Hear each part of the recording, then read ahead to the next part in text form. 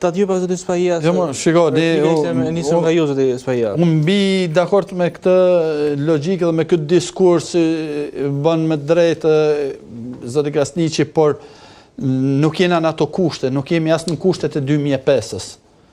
Absolutisht. Sot çështja shtrohet shumë më thjesht. Çështja shtrohet që me një kryeministër si Edi Rama përballë, nuk mund të diskutojmë këtu as për diskurs politik, as për, le themi, teza politike. Nuk ishte patronazhist, zoti. Shiko, nuk ishte të krahasuar programi elektoral i Partisë Demokratike me atë çfarë ofronte, me atë tallavan që ofronte Partia Socialiste.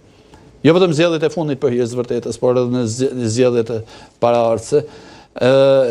Kishte një tallje me elektoratin nga ana e Edi Ramës, majmë mend ato skenat me dajre, me kange, me valle tallse, tallava, ndërkohë që ne prezantoshim program të mirë fillt, mund të konsiderosh të mirë, shumë të mirë, pak të mirë, tjetër diskurs, por në gjykimin tim, sidomos zgjedhjet e fundit ka pas një ofertë të jashtëzakonshme dhe shumë interesante për qytetarët shqiptar. Në kushtet edhe një herë ku majoranca dhe kryeministri vendosin të mos respektojnë kushtet e lojës, sigurisht që të gjitha këto bien poshtë dhe reduktohet gjithçka tek çështja, jemi në gjendje të garantojmë shqiptarëve zgjedhje të lira dhe të ndershëm, apo s'jemi në gjendje? Jemi të aftë ne si forcë politike të bëjmë ballë asaj dallgës të madhe të personave të përfshirë në tjetërsimin e vullnetit qytetarëve, apo s'jemi në gjendje? Të gjitha tezat politike, krahasimet, ofertat politike në kushtet ku ndodhet sot Shqipëria bien. Sa po fillon procesi zgjedhor?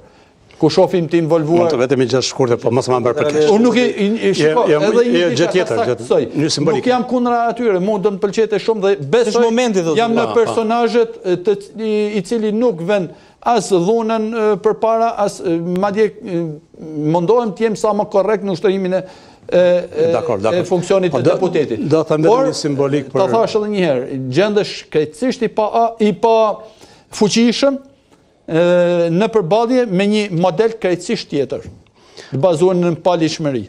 Një gjë krejt jashtë dhe për ta thyer pak këtë. Kur kam qenë i vogël provova për të marrë me futboll. Se si çdo fëmijë ka që pasion, po isha i shkurtër dhe mbaj me në Avniu që është aktiv dhe sot, madje është me PD, mos gaboj, trajneri. Na mblodhi dhe na ha do mund një shkollën tjetër. I pam atë ishin 2 metër gjatë, gjyqtari ishte baba i njërit.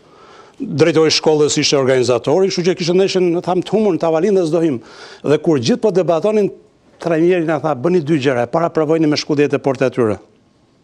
E dyta pasoni njëri tjetrit. Dhe ne fituam ndeshën 4-2.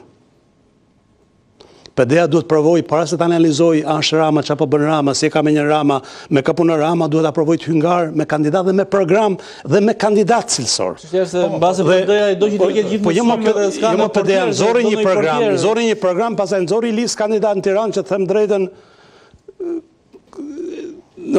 shokoj shumë njerëz dhe aty u kuptoj gjithë mesazhin në fushatët elektorale. Ta provoj për shkuar ngar, ta provoj pasoj njëri tjetër, ta provoj të ketë ide të reja, të ketë një ekip të ri, të ketë trajner të ri, të ketë strategji të re, dhe me siguri gjërat mund funksionojnë.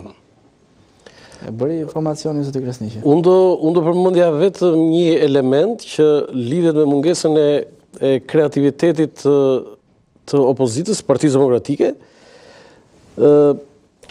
Në gjithë këtë, po themi, mbas vitit 2021 dhe mbas foltorës famshëm të zotit Berisha, nuk arriti, zoti Spahia, nuk arriti atë premtim të madh që kishte në radhë parë për të bashkuar Partinë Demokratike, dhe Partia Demokratike nuk është e bashkuar sot. Dhe dyta, shikojmë edhe një tubim, qoftë edhe ato foltorët e vogla të përditshme, por edhe protestat e mëdha. Por nuk ka kreativitet, nuk ka befasi, nuk ka një skenar që ty... Tas janë klub shkrimtarësh që të kenë... Jo, një sekond. Tani, ajo që bën Partia Demokratike është thjesht përsërit vetveten. Por me kë u ndarë që s'jemi të bashkuar? Si? Me kë jemi të ndarë që s'jemi të bashkuar? Se kuptoj. Shiko, ti ke përjashtuar së fundi lere se lianjë, por ke përjashtuar edhe elementë tjerë që... Shiko, mas një... Shiko, Pa disa ditësh ndroi jetë Namir Lapardhaja, një nga gazetarët që ishte i kishte të hapura bidet e veta dhe ishte edhe pjesë e Partisë Demokratike. Kush e afroi Namir Lapardhan? E larguat, e përjashtuat.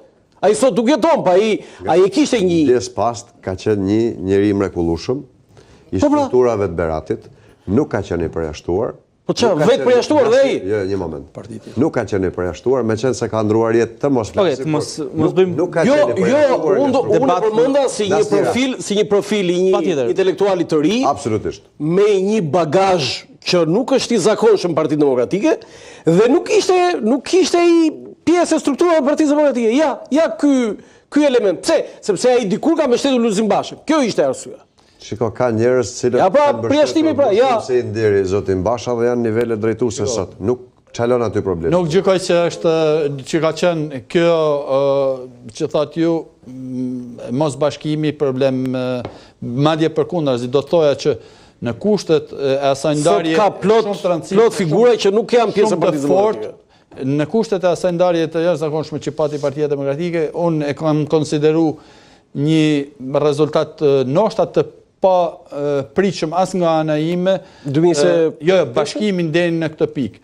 A është i 100%? Nuk e di, a është 100%. Por tani, por të themi që nuk ka ndodhur një bashkim i Partisë Demokratike, paktën në shumicën dërmuese të rasteve, më duket e pa vend. Unë e konsideroj që bashkimi ka ndodhur, madje ka ndodhur për tej pritshmërive të shumë kujt dhe besoj që tani ma opozita... Një forcë politike mbase nuk bashkohet kur për... E ka te i kalu atë, sigurisht që ka personazhe, jo vetëm që kanë qenë pozicionuar me rrymen tjetër, po mund të ketë personazhe që nga sot ndryshojnë qëndrim dhe mendim dhe mund dalin jashtë strukturës së partisë.